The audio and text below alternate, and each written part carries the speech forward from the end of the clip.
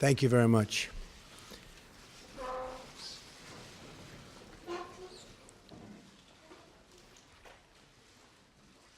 Chancellor Merkel, it is a great honor to welcome you to the People's House, the White House.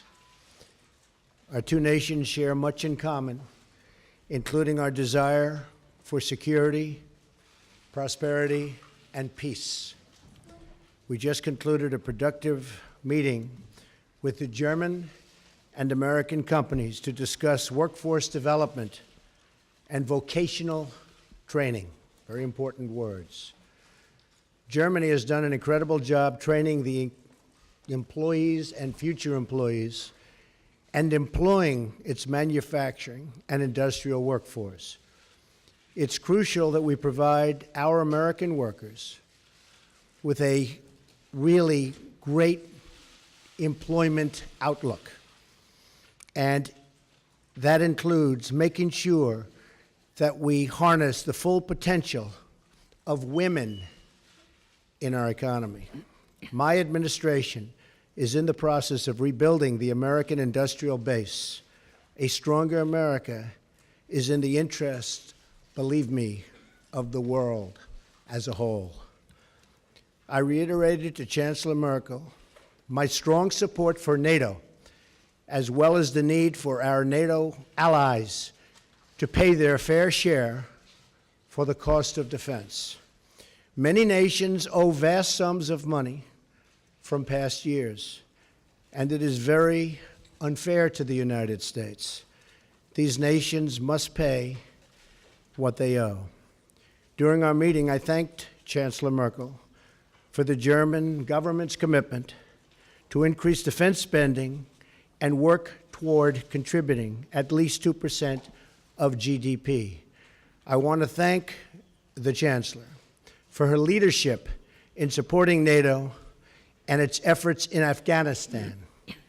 This has come at significant cost, including the lives of over 50 German soldiers whose sacrifice we greatly honor. I also appreciate Chancellor Merkel's leadership, along with the French president, to resolve the conflict in Ukraine, where we ideally seek a peaceful solution.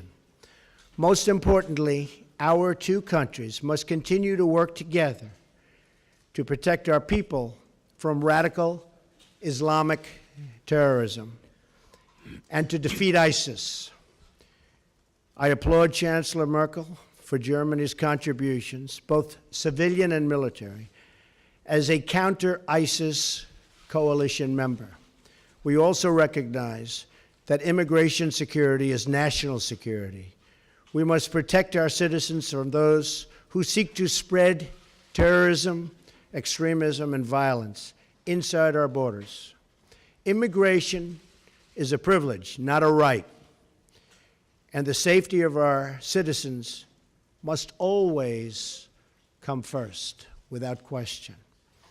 Over lunch, the Chancellor and I will talk about our economic partnership. We must work together towards fair and reciprocal trade policies that benefit both of our peoples. Millions of hardworking U.S. citizens have been left behind by international commerce, and together we can shape a future where all of our citizens have a path to financial security. The United States will respect historic institutions, and we will also recognize the right of free people to manage their own destiny. The close friendship between America and Germany is built on our shared values. We cherish individual rights, we uphold the rule of law, and we seek peace among nations. Our alliance is a symbol of strength and cooperation to the world. It is the foundation of a very, very hopeful future. Thank you. Mr. President, ladies and gentlemen, it is a great pleasure and privilege to be here today in the White House together with President Donald Trump and have a first personal one-on-one meeting and an exchange of views. In the period leading up to this visit, I've always said it's much, much better to talk to one another and not about one another, and I think our conversation proved this. We talked about the international situation. We talked about also apprenticeship programs when we met with CEOs and apprentices around a round table. As regards the shared interests that we have, let me look back into the past. We, the Germans, owe a lot to the United States of America, particularly as regards the economic rise of Germany. This was primarily due to the help through the Marshall Plan. We were also able to regain German unity after decades of the United States standing up for this together with other allies and standing by our side during the period of the Cold War. And we are very gratified to know that today we can live in peace and freedom as a unified country due to that. So I was gratified to know that the President underlined how important he thinks NATO is. NATO is of prime importance for us, and it was not without very good reason that we said during our summit meeting in Wales that also Germany needs to increase its expenditure. We committed to this 2% goal until 2024. Last year we increased our defense spending by 8%, and we're going to work together again and again on this. And we said that obviously defense and security has a lot of different assets and facets to it. On the one hand, it's supporting missions in Africa, for example. It's also promoting development assistance, but it's also helping missions in Africa, for example, in trying to stand up for their own safety and security. We continue to be in conversation. What was important for us today was that we were able to talk about Afghanistan, talk about what, as the President quite rightly said, the continuing mission of Germany in Afghanistan. I am very glad that the United States are intending to continue to commit to the Afghan mission as well. Together we fight against Islamist terrorism. Germany is going to step up its work and is going to continue its work in Afghanistan and also in Syria. We're going to monitor the situation there very closely. We're going to work on political solutions in Syria, but also in Libya, what we talked about. I am very gratified to know that the American administration and also the President personally commit himself to the Minsk process. We need to come to a solution of this problem. There has to be a safe and secure solution for Ukraine, but the relationship with Russia has to be improved as well. Once the situation there on the ground is clarified, Minsk is a good basis, but unfortunately we haven't made yet the headway that we want to, but we are going to work together with our experts in the next few months to come on this issue. I am also here in my capacity as G20 President. You know that we will be hosting the G20 the G20 summit, this year, and I'm very pleased that the President has committed to attending this summit. We're going to talk at some length over lunch about the issues. We say trade has to be rendered fairer. There has to be a win-win situation. We can talk about the details of that. We've already seen today when we had an exchange with our CEOs and also with our apprentices what sort of potential we can tap, what sort of potential our two economies have. It's very moving to see, particularly meeting with these young people, what sort of work towards the future is being done by our companies there. So particularly in this period where we are transiting from traditional manufacturing to Industry 4.0, capacity building, skills are so important, incidentally, not only for young people, but also for those who maybe have lost their jobs and need to be reskilled in order to find a job again. And that is an issue I know is very important for you here in the United States, but it's also important for us in Germany. So I can say there are a number of issues where we will continue to cooperate very closely on the level of our experts, but also on our level. We had a very good first exchange of views, so I'm very much looking forward to the talks we will have over lunch. Thank you. Thank you very much. We'll do a couple of questions. Mark Halpern. President, thank you. A lot of Americans now have anxiety, like 8 years ago, as the government here debates what to do about health care. So I'm wondering if you can tell people what your bottom lines are, what's non-negotiable. You talked in the past about saying no one should deny health insurance if they can't afford it. You talked about no. The gentleman needs to use a microphone. Are those your part of your bottom line? Would you veto any piece of legislation that violated those? Madam Chancellor, I'd like to ask you. President Trump's got a different style than the most recent past U.S. presidents. I'm wondering what you think of that style, if you think it's good for the world, or if you've got any reservations. Thank you both. Thank you, Mark. We just have a really wonderful group of people meeting later. We met with 12 pretty much no's in Congress. You saw that a little while ago, and they went from all no's to all yeses. And we have a lot of yeses coming in. It's all coming together. We're going to have great health care.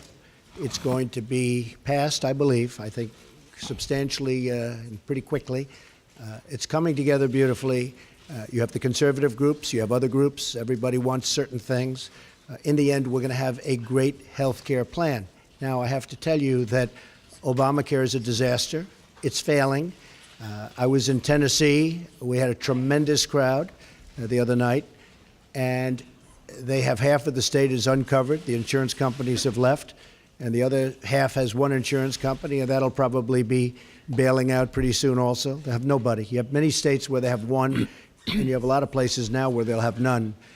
Obamacare will fail. It will fold. It will close up very, very soon if something isn't done. I've often said politically the best thing I can do is absolutely nothing. Wait 1 year, and then even the Democrats will come say, please, please, you got to help us. But it's not the right thing to do for the people.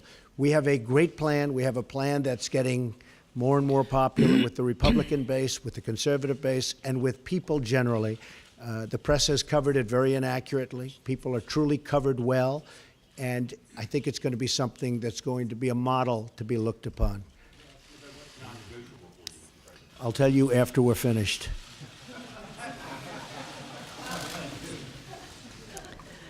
Ja, danke schön.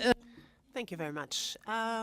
Well, I'm here as Chancellor of the Federal Republic of Germany. I represent German interests. I speak with the President of the United States, who, well, stands up for, as is right, American interests. That is our task, respectively. And I must say that I was very gratified to know the very warm and gracious hospitality with which I've been received here. We held a conversation where we were trying to address also those areas where we disagree, but to try to bring people together, try to show what is our vantage point, what is the American vantage point, and then try to find a compromise which is good for both sides, because we need to be fair with each other. Each and everyone is expecting for his or her leader that something good comes out of it for their own people.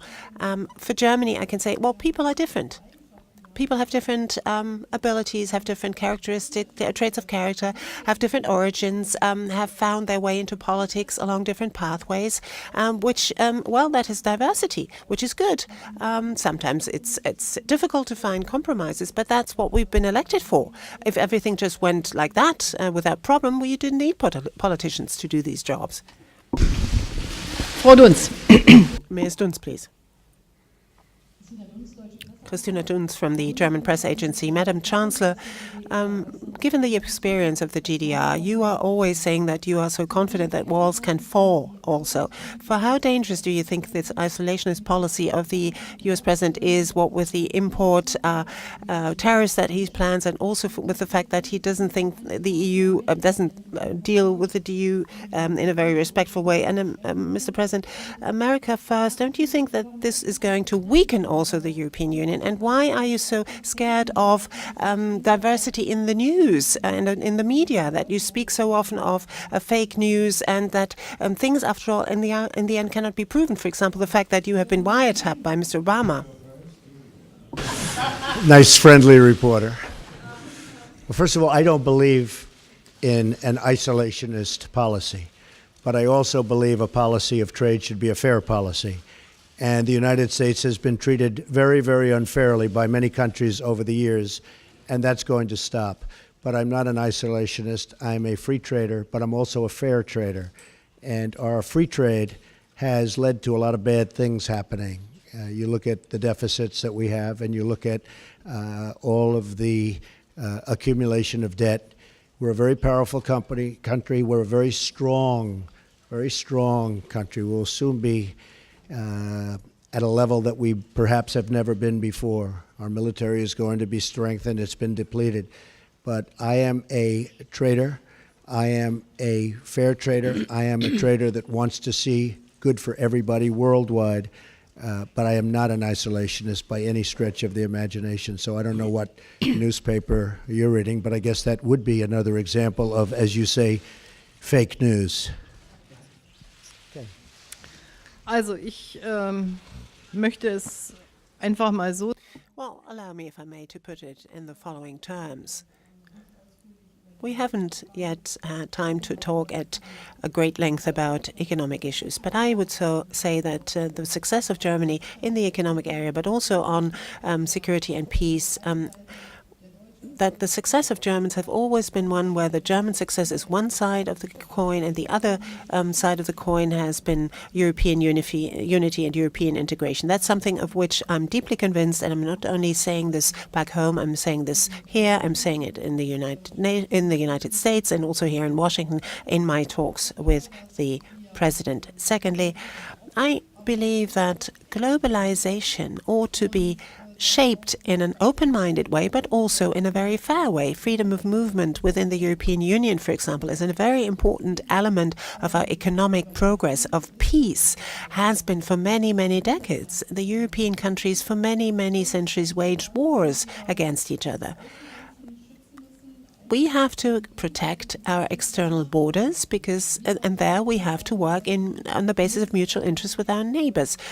Migration, immigration, integration has to be worked on. Obviously, traffickers have to be stopped, but this has to be done by looking at the refugees as well, giving them opportunities to shape their own lives where they are, help countries who right now are not in an ability to do so, sometimes because they have civil war. I think that's the right way of going about it.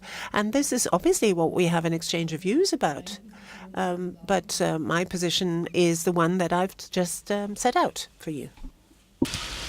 I might add that we have many plants and factories coming back into the United States. Many jobs are coming back to Michigan, to Ohio, to Pennsylvania, to a lot of places where they were losing jobs. And we will have a different policy, but it's going to be a great policy for not only the United States, but a great policy worldwide. And I look very much forward to it. Kevin Cerulli.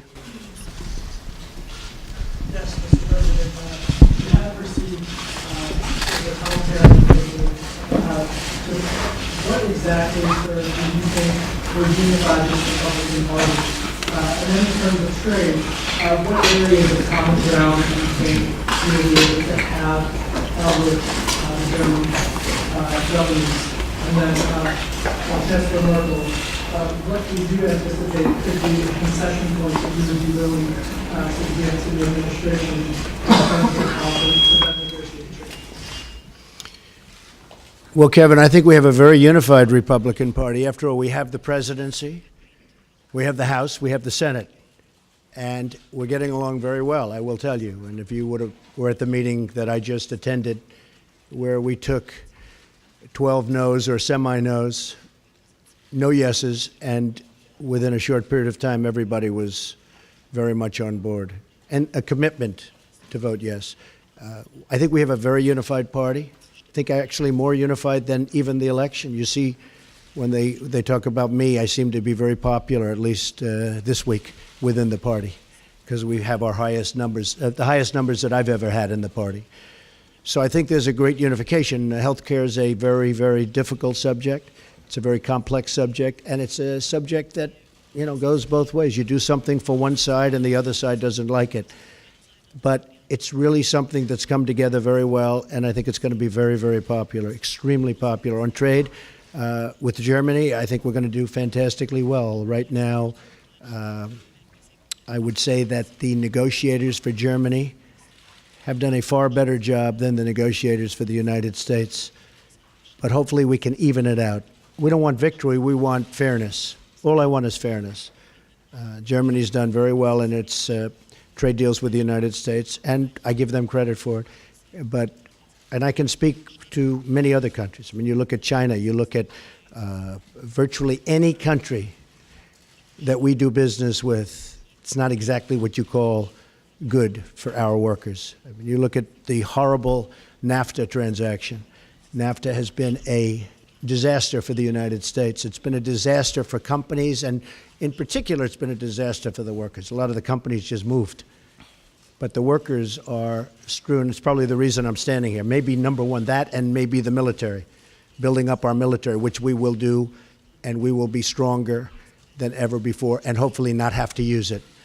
But we will be stronger, and perhaps far stronger than ever before. But it's probably the reason I'm here, is when you talk about trade.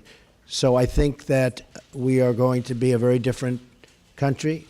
I think we're going to have great values.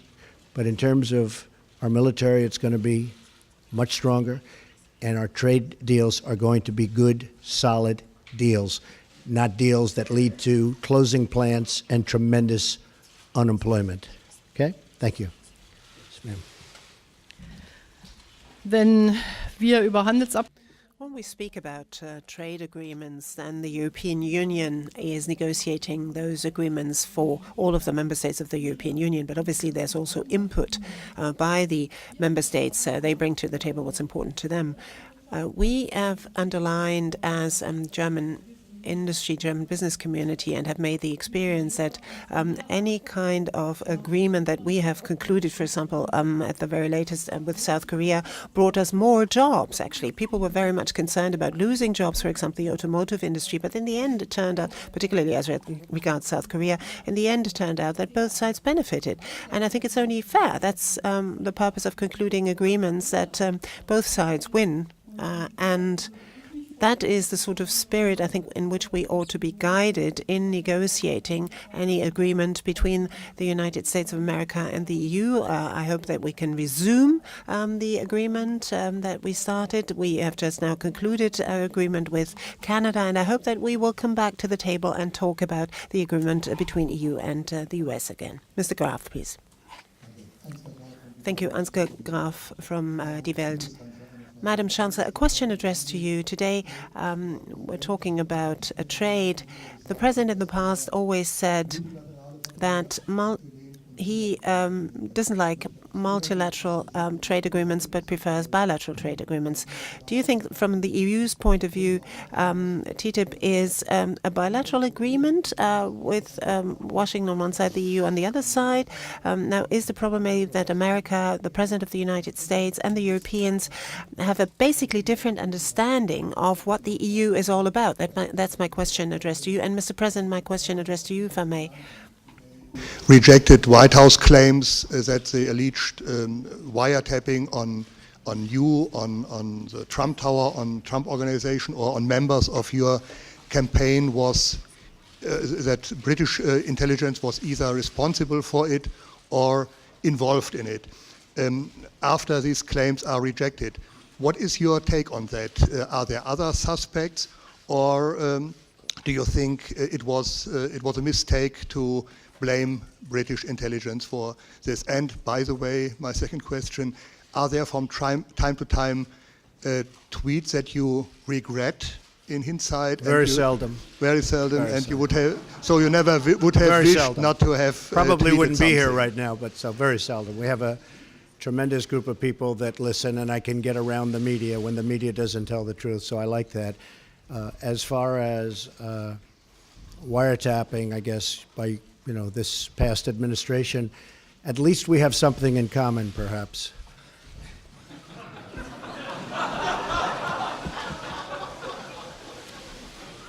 And just to finish your question, we said nothing.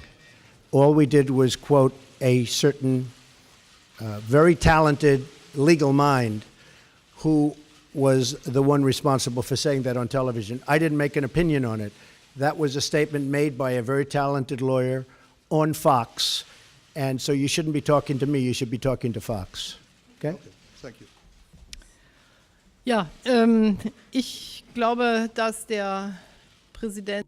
Well, I believe that The President has clearly set out his philosophy as to what trade agreements have to bring about for the American side as well. I personally don't think that Germany needs to negotiate and not the European Union. We've devolved our competences to the European Union, so the European Union, or rather the Commission, negotiates on behalf of the member states. So that's not going to prevent us from concluding agreements. For me, indeed, this would be then qualify as a bilateral agreement between the EU and the United States if we had it. But the question is, will it be of benefit to both countries or not? And let me be very honest, very candid. A free trade agreement with the United States of America has not always been all that popular in Germany either. There have been less demonstrations against this free trade agreement in the United States than in Europe and also in Germany. So I am very glad to note that apparently the sort of perspective on that has changed a little bit, at least in Germany too. Thank you very much. Great honor. Thank you.